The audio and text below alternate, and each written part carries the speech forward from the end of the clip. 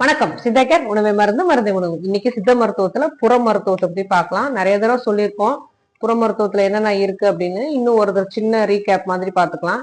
தொக்கணம், கிழி ஒத்தடம், நீராவி குளியல், மண் குளியல், வாழை இலை குளியல் அப்படின்னு நிறைய விஷயம் இருக்கு. வர்மம் அப்படின்னு நிறைய விஷயங்கள் இருக்கு.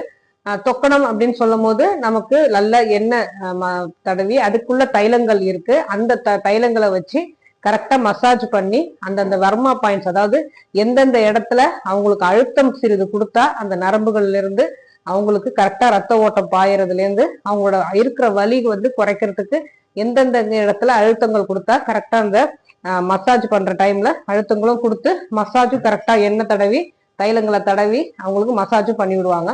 அடுத்தது கிழி ஊத்தடம். கிழி ஊத்தடத்துல நிறைய வகை இருக்கு. வெறும் தவிட வதக்கிட்டு கிழி ஊத்தடமும் கொடுப்பாங்க. கிழிங்கிறது ஒரு காட்டன் துணியில அது உள்ளார மூலிகைகளை வச்சு வதக்கியும் வைப்பாங்க. இல்லைன்னா மூலிகைகளை நல்லா சிறிது சிறிதா கட் பண்ணி வைத்து அதையும் கிழி ஒத்தரம் கொடுப்பாங்க. ஒரு சிலர் அது உள்ளார உப்பு வைப்பாங்க. ஒரு சிலருக்கு அது நிறைய தவிடு வைப்பாங்க. ஒவ்வொரு பேஷண்ட்டுக்கு ஏற்ற மாதிரியும் சித்தர்கள் சொன்ன மாதிரி ஒவ்வொரு மருத்துவர்களுக்கு ஏற்ற மாதிரி அவங்களோட பழக்க வழக்கங்களை மாதிரி ஒவ்வொரு கிழியும் வகைப்படும். அந்த 2 கிழியை வச்சு மாறி மாறி சூடு பண்ணிட்டு அதை அந்த சூடு பொறுக்கிற அளவு உடம்புல மசாஜ் பண்ணி கொடுத்துட்டு வருவாங்க. வாழை இலை குளியல் அப்படிங்கிறது காலை வெயில் இல்ல மாலை வெயில்ல வாழை இலைய மட்டுமே, அதாவது உடம்புல தைலங்களை தடவிட்டு மேல வாழை இலையை போட்டு மூடிட்டு சன்லைட்ல இருக்கும் போது அவங்களுக்கு உடம்புல உள்ள நச்சுக்கள் எல்லாமே வெளியேறும் போது அவங்க உடம்புல உள்ள பிரச்சனைகள் கொஞ்சம் கொஞ்சமா நீங்கிடும். இது சித்தர்களோட வாக்கு. அடுத்தது நீராவி குளியல்னு சொல்லும் போது உடம்புல ஃபுல்லா வெப்பத்தை ஏற்றி, அதாவது சுத்தி அதை நீராவி மாதிரி உடல்ல ஏற்றும் போது ஸ்கின்ல உள்ள போர்ஸ் அப்படின்னு சொல்ற ஓட்டைகள் எல்லாம் திறந்து உடம்புல உள்ள நச்சுக்கள் எல்லாமே வெளியேறதுக்கு நிறைய வாய்ப்பு இருக்குன்னு இதையும் நம்ம கூற்றுப்படி பார்க்க முடியுது. சித்தர்கள் கூற்றுப்படி இந்த மாதிரி நிறைய புற மருத்துவங்கள் இருக்கு. ஒரு எக்ஸாம்பிள் சொல்லும் போது இப்ப கழுத்து வலி அப்படின்னு இருக்கும் போது கழுத்து வலியில நரம்புகள் பிரச்சனையால சேர்ந்து மசில்ஸ் எல்லாம் பிடிப்புகள் தளர்றதுக்காக உடனே நல்லா கரெக்டா மசாஜ் பண்ணி காதுல இருந்து பின்னங்காதுல இருந்து ஆரம்பிச்சு கழுத்துல இருந்து கொண்டு தோள்பட்டை மூலியமா அப்படியே முதுகெலும்புலையும் கொஞ்சம் கொஞ்சமா வர்மா பாயிண்ட்ஸ்ன்னு சொல்ற நரம்புகளுக்கு நடுவே பிளட் வெசல்ஸுக்கு நடுவுல மசாஜ் பண்ணிட்டே இருக்கும்போது அது அழுத்தம் கொடுத்து மசாஜ் பண்ணிட்டே இருக்கும்போது சீரான அழுத்தம் கொடுத்து மசாஜ் பண்ணிட்டு வரும்போது அந்த கழுத்து வலி கொஞ்சம் கொஞ்சமா நல்லாவே குறைஞ்சிடும். அதே மாதிரி முதுகு தண்டல் வலியிலையும் சரி இந்த மாதிரி மசாஜ் பண்ணும் போது உடனே ரிலீஃப் அப்படின்னு நினைக்கும் போது 2 நாள் 3 நாள்லயே நல்ல ரிலீஃப் கிடைக்கும் தெரியும்.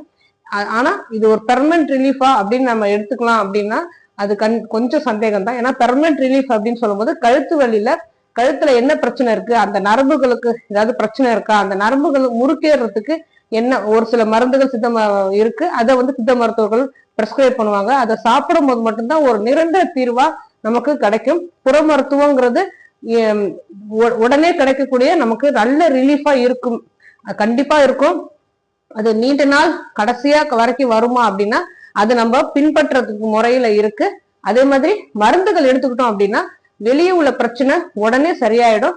மருந்துகள் எடுத்துக்கும் போது நீண்ட நாள் இந்த பிரச்சனை நமக்கு திரும்பி வராம இருக்கும். என்ன பிரச்சனை, நரம்புகளால பிரச்சனையா, தசை பிடிப்பு இருக்கா, உடம்புல வாதம் நிறைய இருக்கா, பித்தம் நிறைய இருக்கா, இதெல்லாம் வெளியேற்றக்கூடிய தன்மை மருந்துகளுக்கு உள்ளக்குள்ள சாப்பிடுற மருந்துகளுக்கு தான் இருக்கு. மருந்துகளோட சேர்த்து புற மருத்துவமும் சேர்த்து சித்த மருத்துவம் செஞ்சுக்கிட்டா மட்டும்தான் புற மருத்துவரோட முழு பயனும் நமக்கு கிடைக்கும். ஏன் சொல்றோம் அப்படின்னா ஒவ்வொரு தடவையுமே இப்ப கழுத்து வலிக்கு எக்ஸாம்பிள் சொன்ன மாதிரிதான் கால் மூட்டு வலிக்குன்னு சொல்லும் போது மூட்டு வலிக்கு நடக்கவே முடியல அப்படின்னு வரும்போது உடனே ஒரு புற மருத்துவ அதுங்களுக்கு மூட்டு எல்லா தைலங்களை தடவி அவங்களுக்கு நாடி பிடிச்சு பார்த்து அவங்களுக்கு என்ன தைலங்கள் தடவணும், உடம்புல என்ன பிரச்சனைன்னு தெரிஞ்சு அந்த மாதிரி தைலங்களை கொடுத்து மசாஜ் பண்ணி அவங்கள அந்த மூட்டு வலியை நல்லாவே குறைச்சிட்டு போகும்போது சிறிது நல்லாவே கால் ஊனிட்டு அவங்களால கண்டிப்பா நடக்க முடியும். ஆனா உடம்புல உள்ள வாதம் எது அதிகமா இருக்கா, வேற ஏதாவது பிரச்சனைகள் இருக்கா, அந்த பிரச்சனைகளை சரி பண்ணும் போது அந்த எலும்புகள் கூடும் இடத்துல உள்ள எண்ணெய் பசைக்கு மருந்து கொடுப்பாங்க, அந்த எலும்புகள் பலத்துக்கு மருந்து கொடுப்பாங்க, அதை சுத்தி உள்ள தசைகளுக்கு பிடிப்பு இல்லாம அது சீரா தளர்வா இருக்கிறதுக்கு இதுக்கு மசாஜ் பண்ணும் போது அதுக்கு மருந்துகள் கொடுப்பாங்க. இது மாதிரி உள்ளுக்குள்ளேயும் மருந்து சாப்பிடும் போது புற மருத்துவமும் செய்யும் போது மூட்டு வலி, இது ஒரு எக்ஸாம்பிளுக்காக தான் சொல்றோம் மூட்டு வலி அப்படின்னு சொல்லிட்டு, உடம்புல எங்க வலி இருந்தாலும் எந்த பிரச்சனைகள் இருந்தாலும் அடிப்பட்ட எலும்பு சேர்றதுக்கு கூட மருத்துவம் இருக்கு, புற மருத்துவம். அது மாதிரி சித்த மருத்துவத்துல இந்த மாதிரி புற மருத்துவமும் ஒரு பார்ட்டா அமைஞ்சு இது ஒரு பெர்மனன்ட் ரிலீஃபும் கொடுக்குதா அப்படின்னா உள்ளுக்குள்ள மருந்தும் சாப்பிட்டுட்டு ரெண்டுமே சேர்ந்து செய்யும் போது ஒரு பெர்மனன்ட் ரிலீஃப். இந்த புற மருத்துவம் உடனே தீர்வு கிடைக்கும், உள்ளுக்குள்ள சாப்பிடுற மருந்து நீண்ட நாள் தீர்வு நமக்கு கிடைச்சிடும். ஆரோக்கியமா வாழ்வோம். வேற எதை பத்தி பேசணும் நீங்க நினைச்சாலும் சரி தாராளமா கமெண்ட் பண்ணுங்க. உங்களுக்கு எந்த நோயா இருந்தாலும் சித்தா கேரை அணுகுங்க.